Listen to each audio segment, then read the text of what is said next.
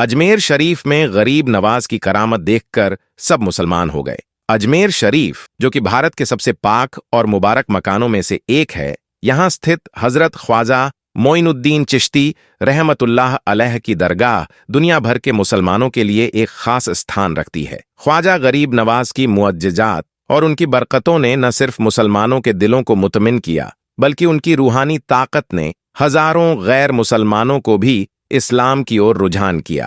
हजरत ख्वाजा साहब रहमतुल्लाह अलैह ने अपनी पूरी जिंदगी इंसानियत की खिदमत में बिताई और हर मसलहत से ऊपर उठकर दीन की दावत दी। उनका ये पैगाम था कि इंसानियत की खिदमत ही असल ईमान है, और इस रास्ते पर चलकर उन्होंने लाखों लोगों को हिदायत दी। उनके नूर ए इलाही और करामत की बदौलत अजमेर शरीफ में आने वाले हर शख्स को राहत और तस्फियां मिली, जिससे लोग इस्लाम को अपनाने में मुतमिन हुए। इस तरह हजरत ख्वाजा मोइनुद्दीन चिश्ती की दरगाह, जो कि एक रूहानी और ईमानी केंद्र है, ने न सिर्फ मुसलमानों को बल्कि पूरी दुनिया को इंसानियत, मोहब्बत और भाईचारे का सही रास्ता दिखाया। दोस्तों, अजमेर शरीफ की धरती पर एक ऐसी घटना घटी जिसने न सिर्फ हिंदुस्तान बल्कि पूरी दुनिया को हैरान कर दिया। हजरत ख्वाजा गरीब नवाज, जिनकी करामातें आज भी लोगों के दिलों में बसी हुई हैं, उन्हीं को मिटाने की कोशिश की गई थी। जी हाँ, ख्वाजा गरीब नवाज को खत्म करने की योजना बनाई गई, लेकिन फिर जो हुआ वह आज भी एक रहस्य बना हुआ है। क्या आप जानते हैं कि कैसे कुछ लोग ख्वाजा गरीब नवाज के खिलाफ साजिश रच रहे थे?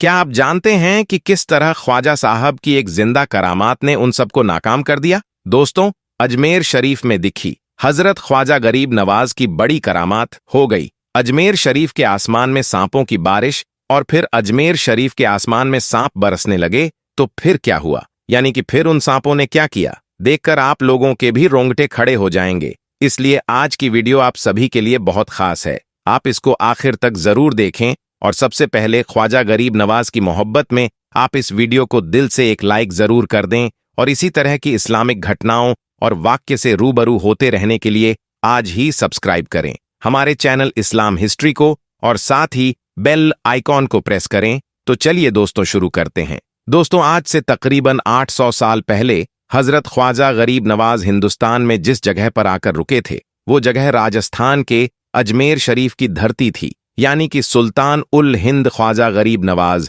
भारत में सबसे पहले जिस जगह पर पहुंचे थे, वो जगह हिंदुस्तान का अजमेर शरीफ था। उस वक्त अजमेर शरीफ में जिनकी हुकूमत चल रही थी, जिनकी हुक्मरानी चलती थी, वह पृथ्वीराज चौहान था। उस वक्त यहाँ पर एक बहुत बड़ा और आलीशान मंदिर हुआ करता था, जिसके पास में ही एक तालाब था जिसका नाम आना सागर था। हिंदू लोग उसके पानी को बहुत ही ज्यादा शुभ और पवित्र मानते थे। उसी दौरान एक दिन ख्वाजा गरीब नवाज अजमेर शरीफ में तशरीफ ले आए, और इसी आना सागर से कुछ ही फासले पर एक चटाई बिछाकर अपने कुछ मुरीद के साथ में बैठ गई। इसके बाद सुल्तान उल हिंद ख्वाजा गरीब नवाज ने यहाँ पर लोगों को दीन की दावत देनी शुरू कर दी, और लोगों को तरह तरह की करामात दिखाने लगे। इनमें से सबसे पहले करामात तो आपकी यह है कि आप अजमेर शरीफ में जिस जगह पर आकर बैठे थे, वो जगह राजा के ऊंटों के बैठने की जगह थी। इसीलिए आपको वहां पर बैठा हुआ देखकर राजा के सैनिक आपको परेशान करने लगे और जबरदस्ती आपको उठा दिया।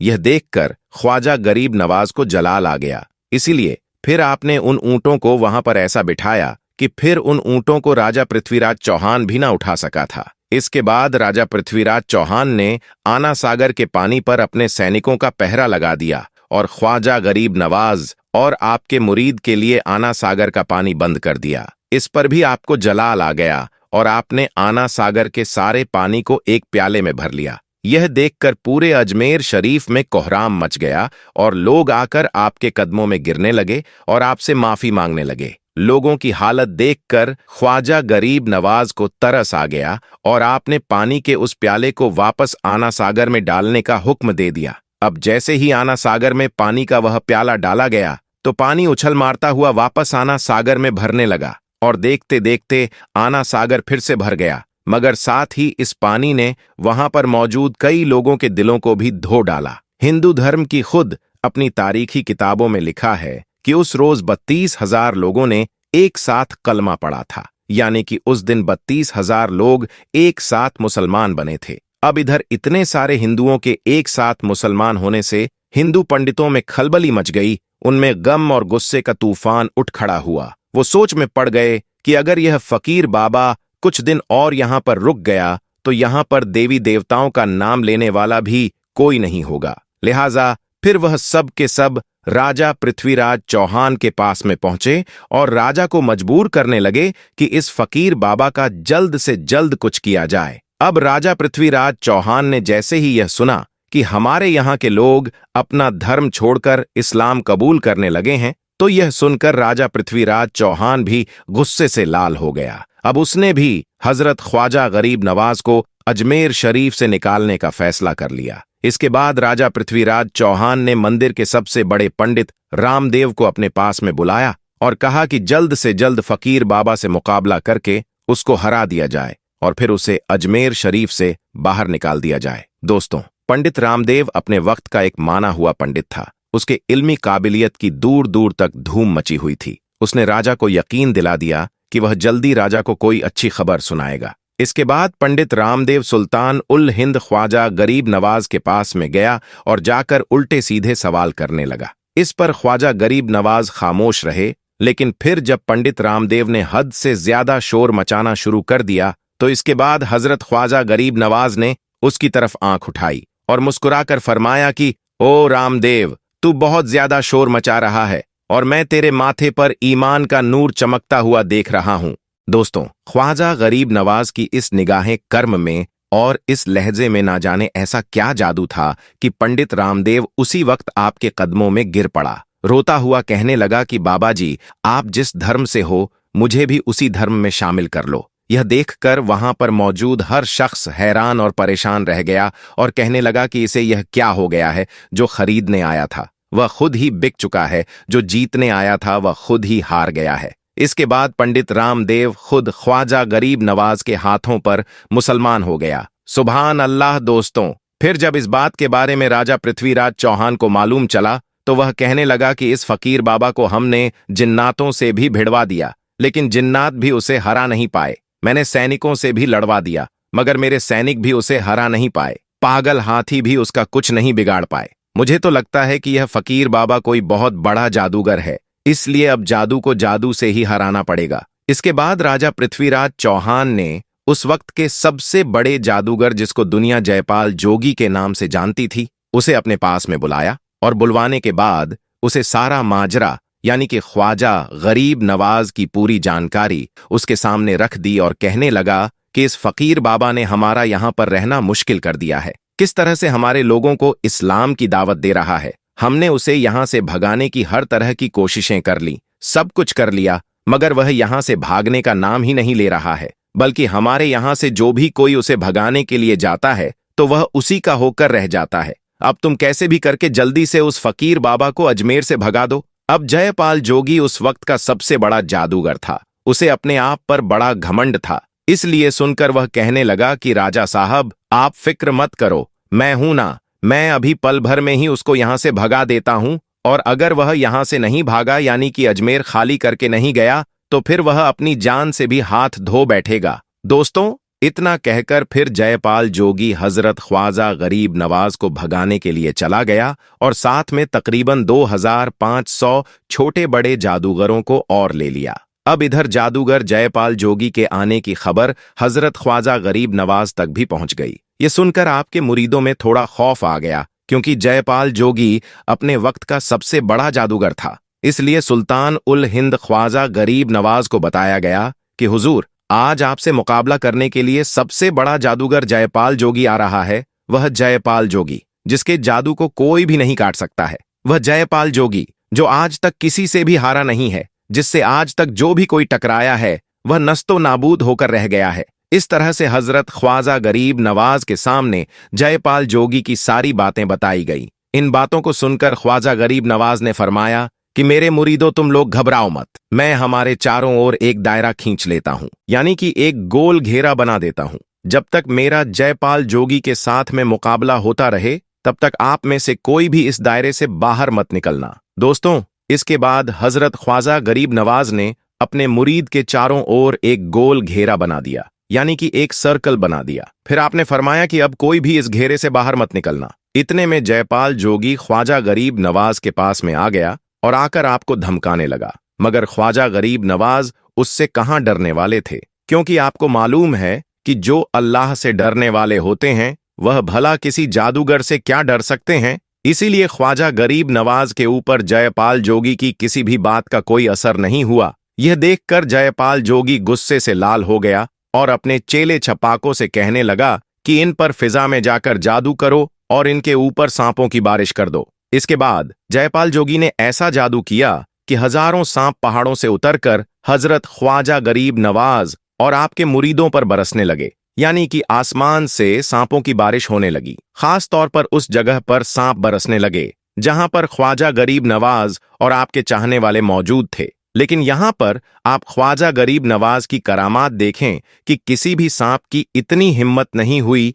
कि जिस दायरे को ख्वाजा गरीब नवाज ने जमीन के ऊपर खींचा था वह सांप उस दायरे के अंदर चला जाता, बल्कि जितने भी सांप गिरे वो उस गोल घेरे के बाहर ही रहे, यानी कि कोई भी सांप उस दायरे के अंदर नहीं जा सका। और अगर कोई सांप कोशिश करके उस गोल घेरे के करीब चला भी जाता तो वह उस गोल घेरे के करीब जाते ही मर जाता। यह देखकर जादूगर जयपाल जोगी तिलमिला उठा। फिर जब उसने देखा कि सांपों की बारिश भी ख्वाजा गरीब नवाज का कुछ भी नहीं बिगाड़ पा रही है, तो फिर उसने ऐसा जादू किया कि आसमान से आग के शोले बरसाने लगा। मगर वह शोले भी उस घेरे के अंदर नहीं पहुंच सके, यानी कि वह आग भी उस दायरे के बाहर ही रही। फिर जयपाल जोगी ने ख्वाजा गरीब नवाज और आपके मुरीदों पर तरह तरह के जादू किए, मगर ख्वाजा गरीब नवाज और उनके चाहने वालों का वह कुछ भी नहीं बिगाड़ सका।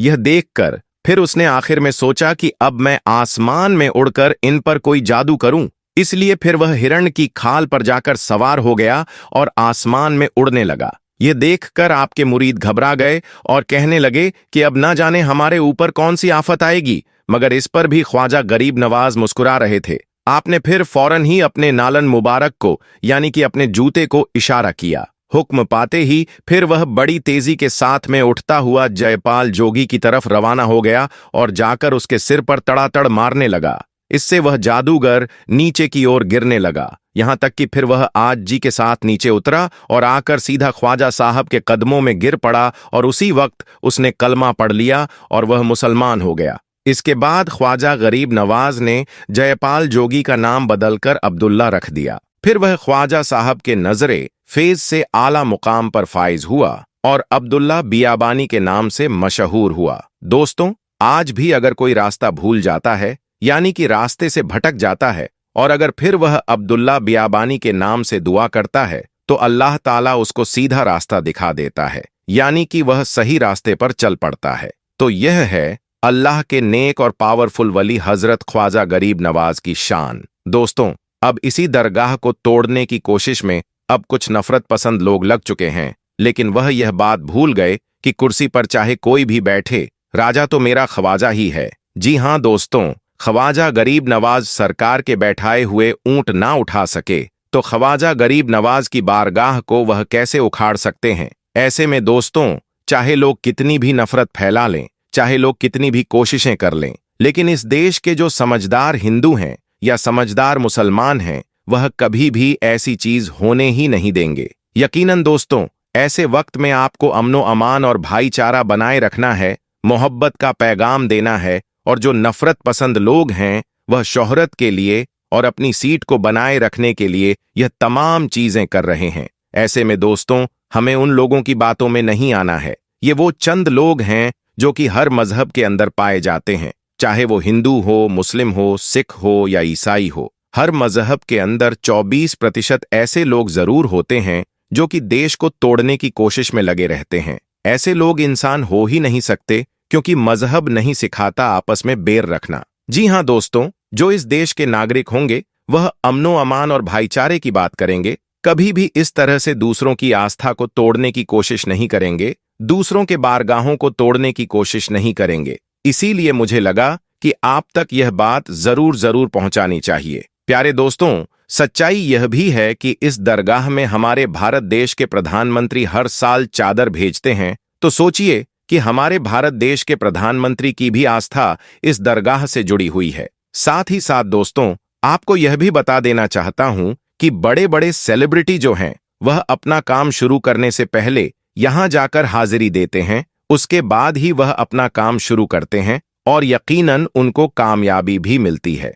वहीं मैं आप सभी को यह भी बता देना चाहता हूं कि सच्चाई यह भी है कि तमाम जितने भी हमारे गैर मुस्लिम भाई हैं जो कि अमन पसंद हैं, जो कि भाईचारा चाहते हैं, वह इन बातों को सुनने के बाद यकीनन बहुत ज्यादा परेशान हैं कि बताओ किस तरह से नफरत फैलाई जा रही है। और यकीनन वह कभी नहीं चाहते कि ख्वाजा गरीब नवाज की दरगाह की इस तरह से जांच हो। वीडियो अच्छा लगा हो तो ख्वाजा गरीब नवाज की मोहब्बत में आप इसे दिल से एक लाइक जरूर कर दें और कमेंट बॉक्स में ख्वाजा लिखकर शेयर भी कर दें ताकि और भी लोगों के पास में यह वीडियो पहुंच जाए। आपका वीडियो देखने के लिए बहुत बहुत शुक्रिया।